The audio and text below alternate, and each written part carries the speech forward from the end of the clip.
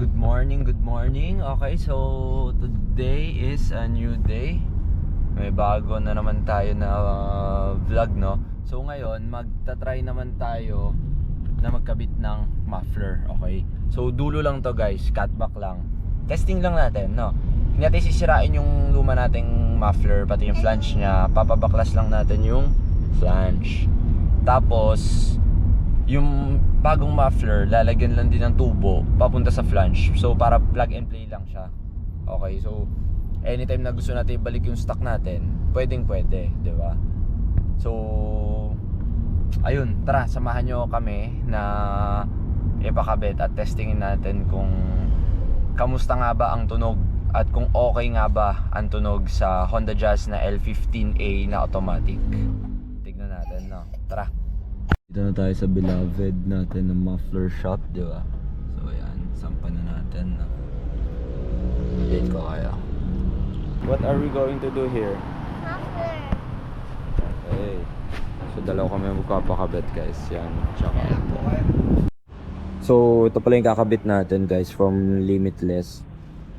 Okay, so testing muna natin sa Limitless 5 bago tayo bibili ng mga original. Pero halaga ng mga Limitless ay pinili natin. So para gusto ko lang ng kakaiba. Hindi masyadong common. So bagay kaya. Ito na guys, pinapaklas na ni Kuya. Silipin na natin.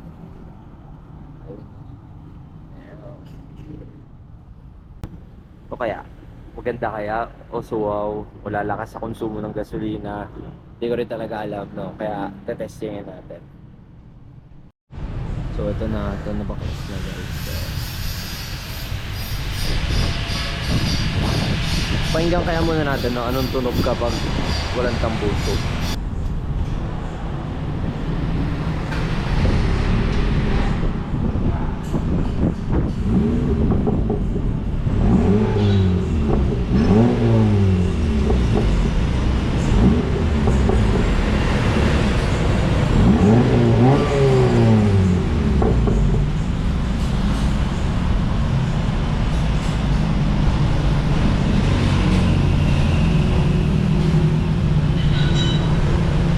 Kamusta?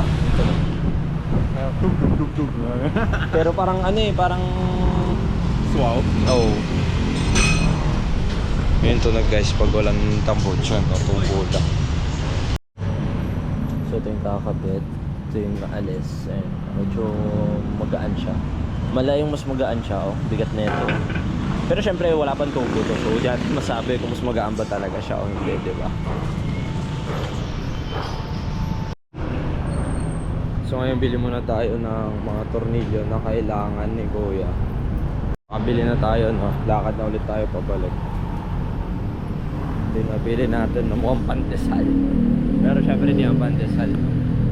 Tara, lakad na tayo sa initan.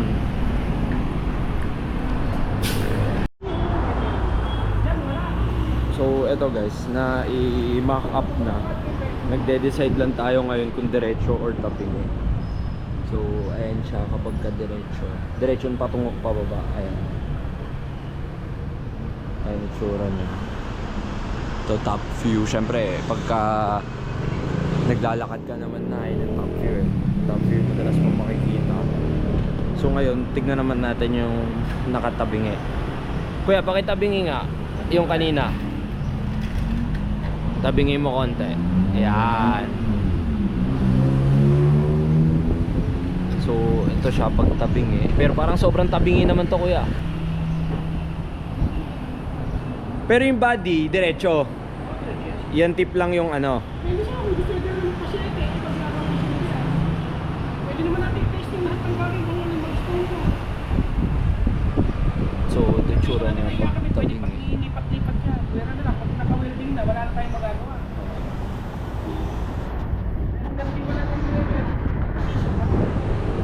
So, nalilito pa rin ako kung ano ba. So, tulungan nyo ako, no? Comment nyo kung ano ba sa tingin nyong dapat nating ilagay, patabingi o pa diretso. So, Bahala na. Tignan muna natin ano. Comment nyo sa baba kung ang tingin nyo mas maganda, no? Ito naman yung itsura niya kapag pati yung body tinabingin natin, no? So, ewan ko, parang mas naglilin towards ako dito eh. Ayan. Pag pati yung body tabingin. Konti na naman kita niyan pagka nakaan. Ayoko rin naman masyadong halata kasi hindi ko sure. So, ayan yung itsura ng body niya kapag tabingin. Medyo stabili siyang bahala na. Hanggang ngayon hindi ako sure kung ano ba talaga. Tingnan natin ano mas mabigat. Mas mabigat ba to? Okay to.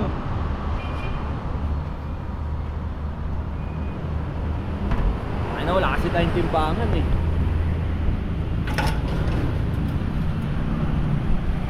Sabi mo muna sa palengke sa timbangan ng bayan. Pero parang mas mabigat nga yung stock. No? Sound check natin, no? Testing natin.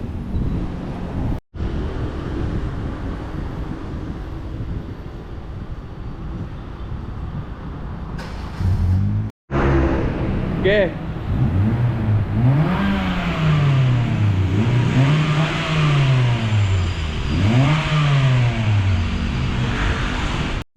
Let's listen to the ano, to the muffler. Come on. Mga 3, 4 ganon.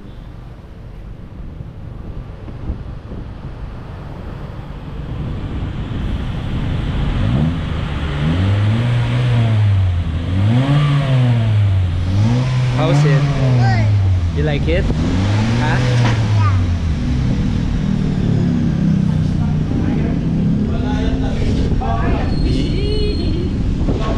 I like it too. How about the look? You like the look? No, I mean how it looks. You like it? Yeah. So ayun guys, yun yung tunog. And ganda. Banayad lang, hindi siya masyadong bulahaw. Pero may tunog siya. Pero hindi siya bulahaw.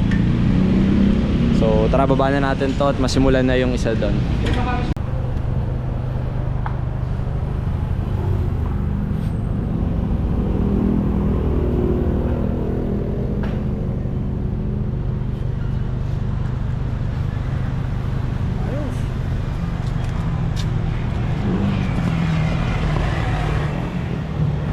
Wala sayad. Ganyan pa kataas. Ay, layo.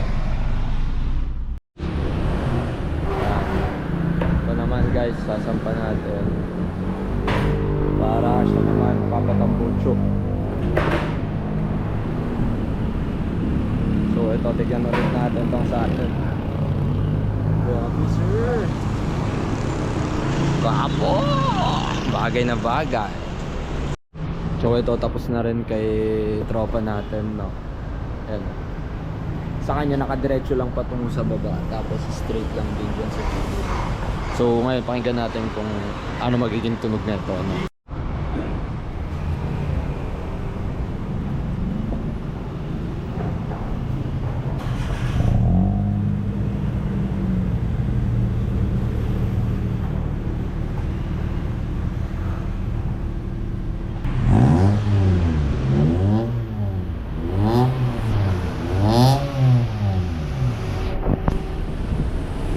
So yun guys, swabe rin siya, buong-buo rin yung tunog.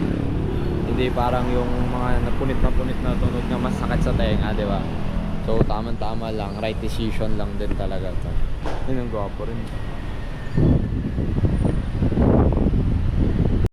So ayun guys, no, hindi na namin napapanood sa inyo kahapon kung anong tunog, no. Hindi natin na soundcheck na kasi medyo late na, tapos may mga ginawa pa tayo, di ba? So ngayon, eto, paparinig namin sa inyo kung ano ba yung tunog sa loob ng sasakyan. Okay? So currently, naka-ano lang tayo, mga 1.5. Ganito na siya tumunog, di ko alam kung naririnig nyo. Pero pag kumataw tayo konti, ayan, no. Yun, rinig nyo. So hindi siya ganun ka balahura pakinggan. Hindi siya ganun ka nakakairita pakinggan, na parang may mga naririnig kasi ako iba na wasak na wasak yung tunog eh. Parang punit na punit yung tunog. Etong sa atin, hindi siya punit, kundi buong buo siya. So malalim, deep tone, no. So So, ito siya guys, 3K RPM. Ganyan siya tumunog. Okay, dinig nyo ba? Ay, so kahapon, iba kasing tunog niya kapag nakasampa pa sa lifter eh, di ba? Naiparinig ko naman sa inyo, pero iba yung tunog niya. Iba na rin kapag nakababa. Feeling ko dahil doon sa nag-e-echo yung sound sa ground kapag nakababa, kaysa pag naka-lifter siya na mas mahina siya pakinggan. Pero in person, okay naman. Di siya ganun kaingay, pero malalim yung tunog niya tapos hindi nakakairita. Yun lang talaga. Yun talaga yung habol ko. Ayoko talaga nung sobrang basag, sobrang punit yung tunog eh na muffler. Nakakairita, di ba? Kahit naman sino pag dumaan ka tapos ganun yung tunog, parang yung mga tao, shit, ang ingay, nakakairita, di ba? So, ayaw ko nun, iwasan natin yun, di ba?